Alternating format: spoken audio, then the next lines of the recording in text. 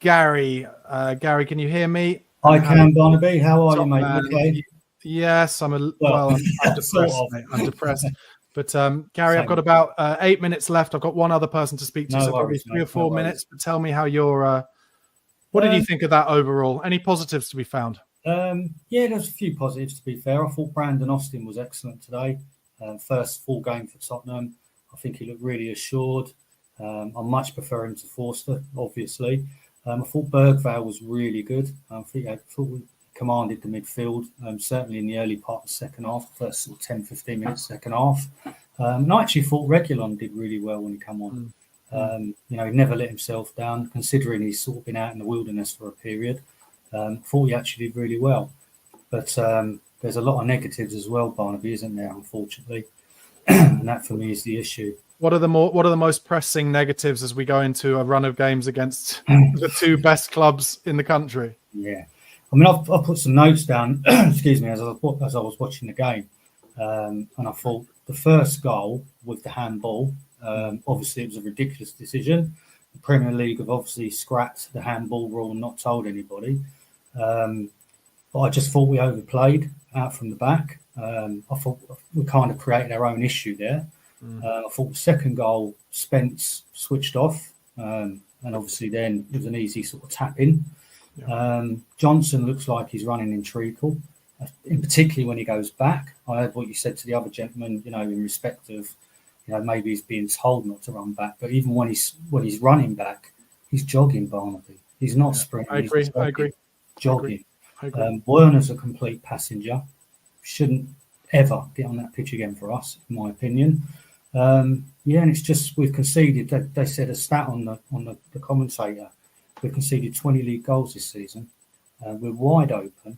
The system doesn't suit some of the players, in my opinion, and you have to adapt to what you've got. I'm not Angel, but I do feel I was on Chris's fan calling show during the week. I said the same thing. I do feel that he's going to do for himself, unfortunately, and I think we're looking at the next 6 games. We've got Liverpool, obviously, Tamworth, Arsenal, Everton and Leicester. I think if we get smacked by Liverpool, if we get smacked by Arsenal, he'll be lucky to get to the Leicester game.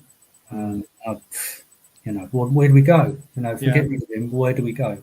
Gary, the thing that I keep coming back to is my memory of Bielsa at Leeds. The Leeds fans absolutely loved Bielsa. He had the attitude they liked. He was clearly a good man manager. He said the things that they wanted to hear.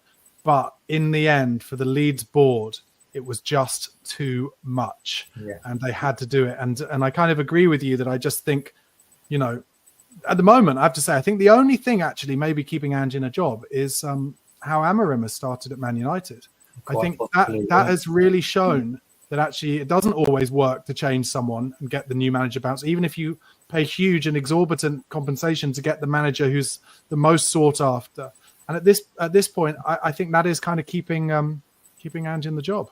Yeah, I also think, at the end of the day, I know he's got loads of injuries. I mean, today, dropping Spence back into central defence, I mean, it's not ideal, is it?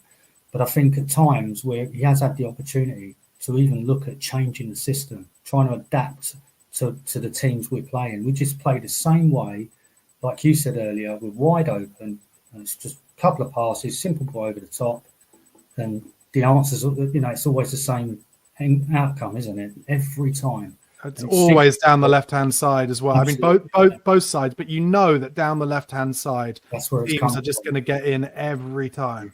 And I think that's got a lot to do again with Johnson, just jogging back. He's got. Yeah. I mean, don't get me wrong. He's scored a few goals this season, albeit they've been tap-ins. But you've got to be in a position to tap it in.